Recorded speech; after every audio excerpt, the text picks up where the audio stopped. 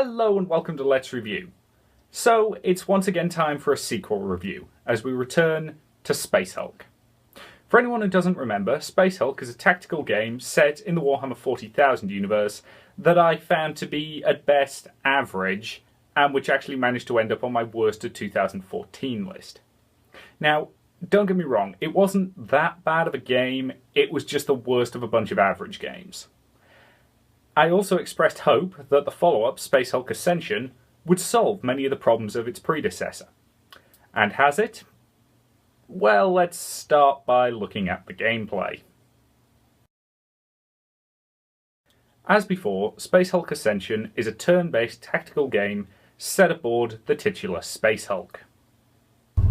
This is the initial screen of each mission. It gives you a broad overview of the map, along with showing you where you actually need to go and what you need to do. So this mission is a little unusual in that we enter here, we have to go to the other side of the map to retrieve an artifact and then return to this point.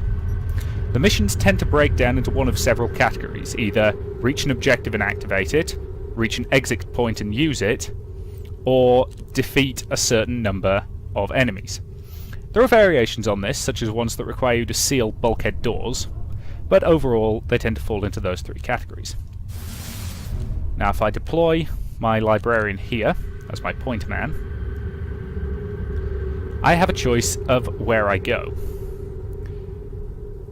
Now then, I personally prefer to play a little bit defensively, so rather than risk getting encircled and overwhelmed, I'm going to start by sending him this way. Now it may seem that I'm striking out a little aggressively at first, however since the enemies never spawn on the first turn, it's actually always worth advancing quickly on your first turn, because that reduces the risk of you getting overwhelmed early. I shall not fail. You will notice that that Marine has a slightly different weapon to that one. That's because he's using a combi bolter flamer, which gives him more options, which I will hopefully be able to demonstrate for you a little later on. So we now end our turn, and Gene Stealers have now spawned, but we weren't in any real danger that turn. So I will now open this door. Now I can get to there, which is a valid thing to do, because although that means I am now in visual range of that, and therefore logically vulnerable to it, I am instead going to use my psychic abilities to put up a force barrier here. That will defend both the librarian and the rest of the squad from this enemy, who is a broodlord, who is the strongest and most powerful enemy unit. You also notice that this has been dubbed blocked. That's because my librarian is standing within this circle. As long as I've got at least one marine in that area, the enemies will be unable to spawn there. Affirmative. This is extremely useful as it prevents you from getting overwhelmed, providing you are cautious with it. Now I actually want to have my combi bolter flamer guy at the back of the squad, as he's an excellent defensive unit, simply because his weapon is extremely versatile. Now the number of movement points that I get in each turn is determined by their agility stat. So this squad all have very high agility and thus can move quite significantly. Once again I end the turn. And that broodlord is unable to do anything. However, it's unwise for me to engage him in melee, so instead I will go to my attack options. Now I have a number of attack options available, so I could use some suppressing fire to try and pin him in place, but that's not particularly effective. I could use aimed fire, which requires 2 action points but has a better chance to hit. Or I could use burst fire, which has a reduced chance to hit but does fire an awful lot of shots and is thus likely to at least do some damage. So I'm going to use that. And I have missed. I am going to repeat that process. And because that was firing multiple shots, it was able to get a successful kill in spite of the fact that the enemy had significant health. Now I'm going to have my librarian enter the room, because that allows you to see that. That is a vent and can be used by Gene Stealers to access a room but can't be used by your Terminators. You'll notice this room actually has no other entrances or exits. Now, I was unable to tell that before because I don't have any kind of a map this time. I'm limited purely to what I can see from above, which often means you will end up walking into dead ends and traps. Now, in this case, since I need to retreat this way, I am going to put a Marine on guard, targeting that vent in order to cover our backs. I'll have my Librarian reload his weapon, and I'll also have him block off this vent. It's not strictly necessary to do, but it will ensure our safety while we deal with this situation. Now, he is still in Overwatch after his last turn, which is a useful new feature. So if I do that, he will now automatically leave it, and I will regain the action points he had while he was in it. This is very useful as it allows you to actually see how far your Marines can go and then return to Overwatch. Yes, my lord. So I'm going to move these Marines so that they can start heading in this direction. You'll notice we can hear the enemy, but we can't yet see them. They're at the extreme range of our sensors there, but there's a door in the way, preventing us from actually noting them visually. Now, we can't go far enough forward on Overwatch, Contacts. but he can still detect them. So since we know they're there, I'm going to make use of his combi flamer to flame that corridor. That will prevent them advancing, Holding position. as Gene Stealers will never advance Objective through locked. fire. Acknowledged. They can sometimes maneuver around it, but they will never deliberately pass through it. I will now have my Psyker head to rejoin with the rest of this squad.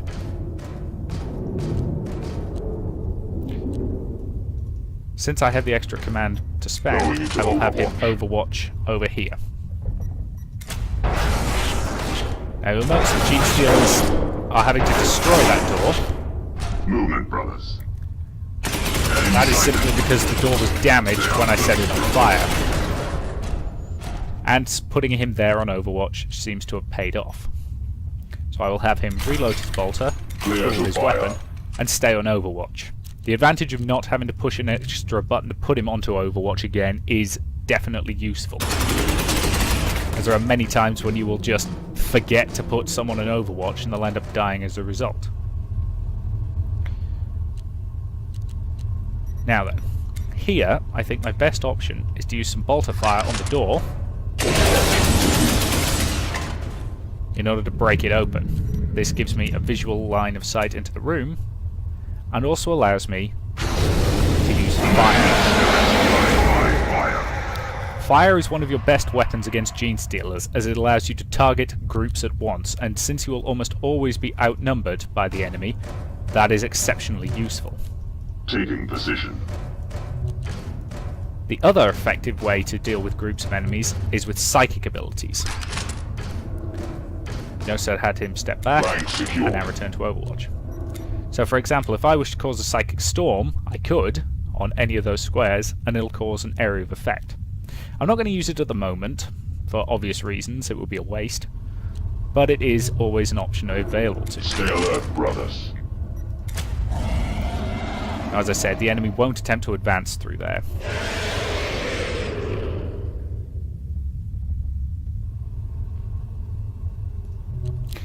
And from here I can advance on them. He's still in Overwatch, so I know that if I move him to there, he can remain on Overwatch. He will fire automatically as he moves, which is Scanning useful, for enemy movement. but does also have its downside, so I'm going to have him reload his weapon. I'm then going to move my heavy flamer to there, and my sighter to there. You'll notice the slight glitch in the animation there, as he basically fired into his own ally's back. But minor glitches are to be expected in things like this, and that's not really a concern. So here, once again, I'm going to use fire, And since this guy is a dedicated flamer, he has a couple of additional options. I can use long fire, which will burn right the way down the corridor. Or I can use wide fire, which is deliberately designed to spread out into corridors to the side. However, for this, I think the most effective option is still focused fire, You shall be cleansed. which will cover the best area. Now, this green substance is actually as a result of the death of the gene stealer we could sense there, who is a variety who explode into green gunk when they die. They are thus extremely difficult to fight in melee, and thus fighting them at range is your best option. Fundamentally, that is a good overview of the gameplay of Space Hulk. Sometimes you'll be controlling 2 squads rather than just 1, but at the end of the day, that's just a matter of scale. Sadly, the game retains many of the problems that I brought up last time, most notably the lack of enemy variety. While there are now several distinct varieties of Gene Stealer, this doesn't add up to much. It's just slightly different weapons for your enemies. The tactics you have to use to fight them don't change at all. And honestly, while I can understand people saying that they have to use Tyranids from a lore point of view, I actually don't think so. In fact, I'll go into a lot more detail on that later. But for now, I probably ought to bring up the only major addition to the gameplay: squad customization. This is the squad customization screen, and from here we can change numerous things about our Marines. So their equipment, so for example I can change my sergeant using a power fist rather than the power sword. He can also at level 8 get access to a combi bolter plasma, which will give him more offensive options. I can also adjust his appearance, cycling through one of 5 available heads, 2 of which have helmets, along with a number of various adornments for the body, well, 4 of them, and a large number of additional extras and swanky stuff.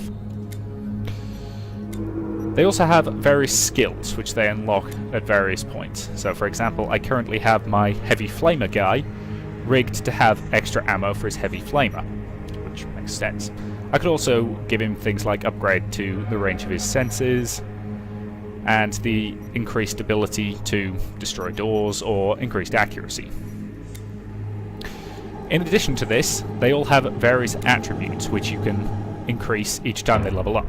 So for example, my standard Marines all have deliberately increased ballistic skill, which make them much more likely to hit incoming enemies.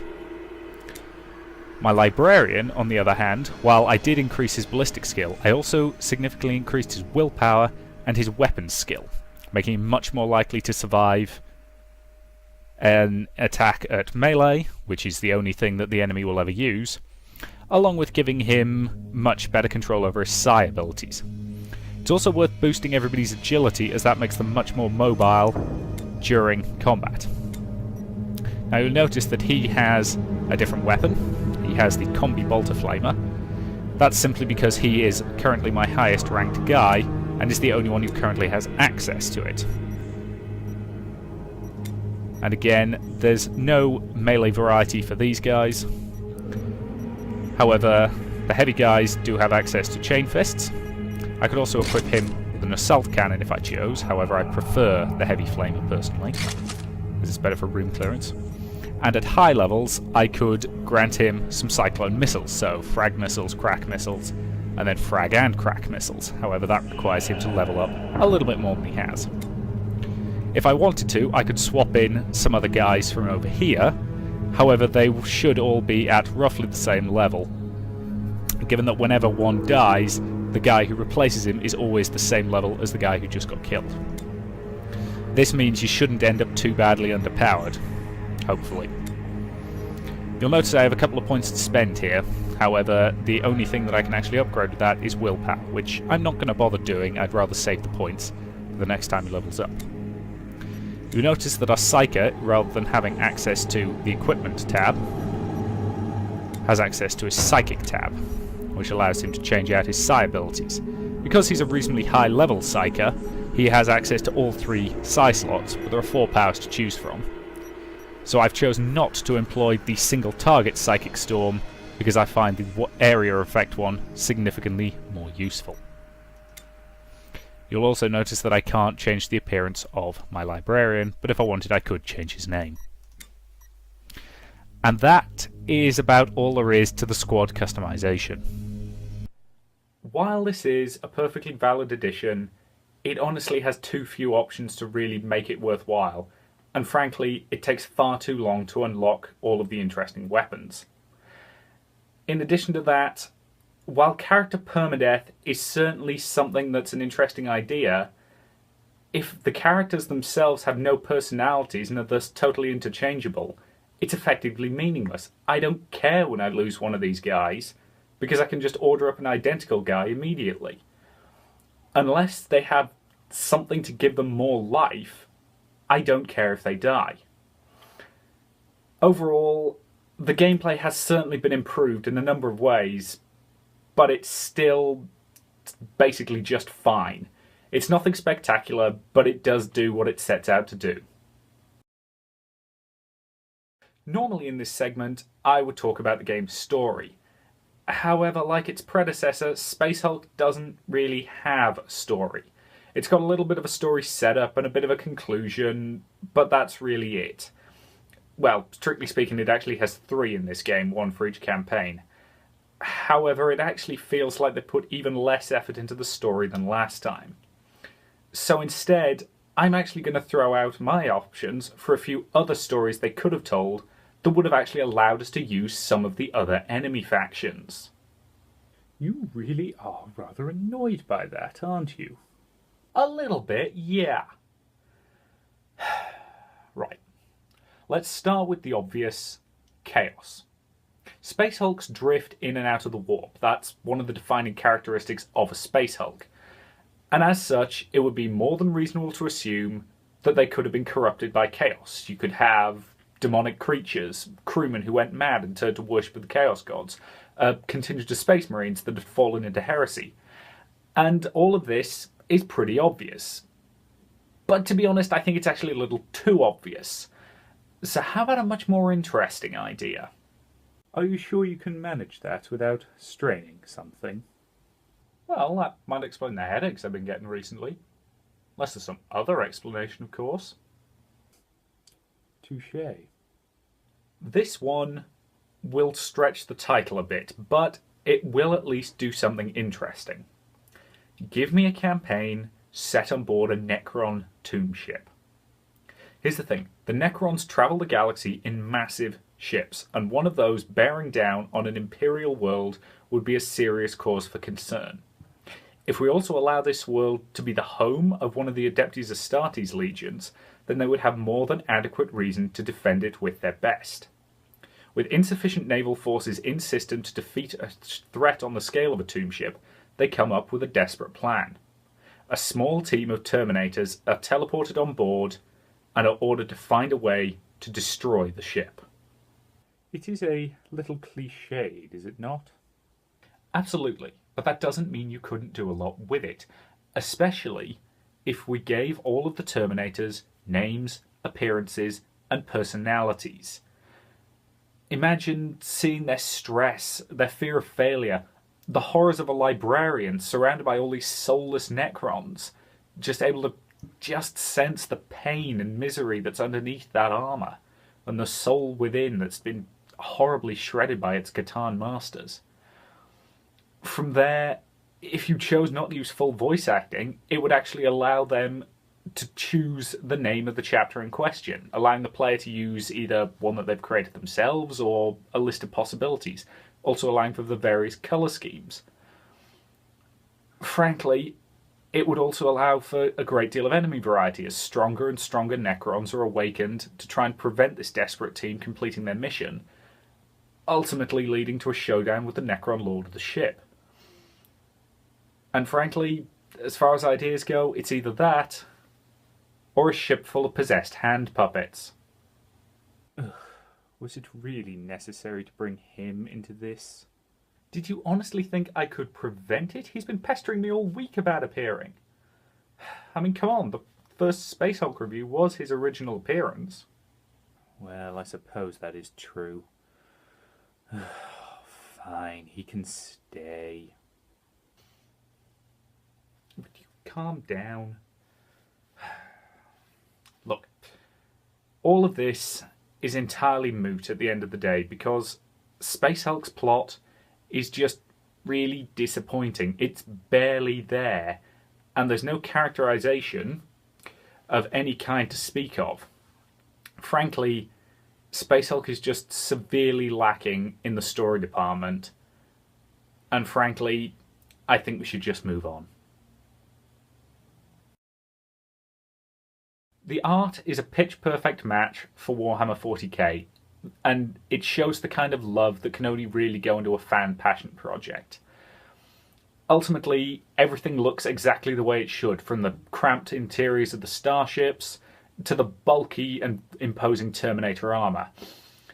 Overall, I think there are some issues with the lighting that could be improved to help the gameplay, but I think doing so would actually compromise some of the atmosphere, so I think I'm willing to let them get away with it.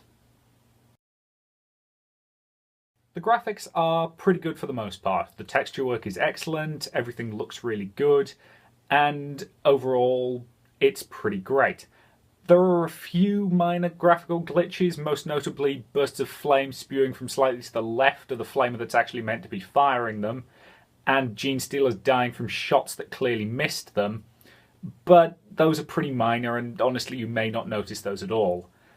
One thing that I did notice quite often though, if you have more than one Terminator firing at once, the frame rate will tank horribly.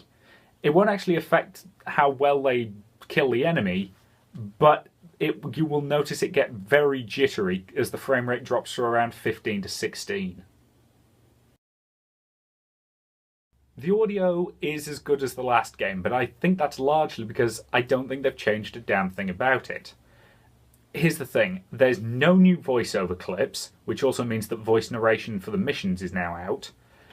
The music is the same kind of bland music that I can't tell if it's new or not, and the sound effects, while they're still pretty good, I didn't notice any new ones. Overall, not a lot of effort's been put into improving the audio, but it was already reasonably okay. There's still elements I would like to see. The librarian still should have alternate voice clips to his brothers, but overall, the audio's okay. It does what it needs to do. So, did I enjoy Space Hulk Ascension? Yes and no. Should you buy it? If you already own a copy of Space Hulk, Ascension is not worth the extra money. It just doesn't do enough to distinguish itself from its predecessor and really make enough improvements. If you're a 40k fan and you don't own a copy of the original, it might be worth considering, but I definitely wouldn't recommend it at full price. If they'd been willing to take more risks, again, I think we could have seen something interesting. If they decide to make a third one, I think they need to take more chances and not stick so closely to the original board game. Now, if you'll excuse me, I feel like going and playing a better 40k game, so I'm going to go fire up Dawn of War 2. I'll see you later. Spot will see you later too.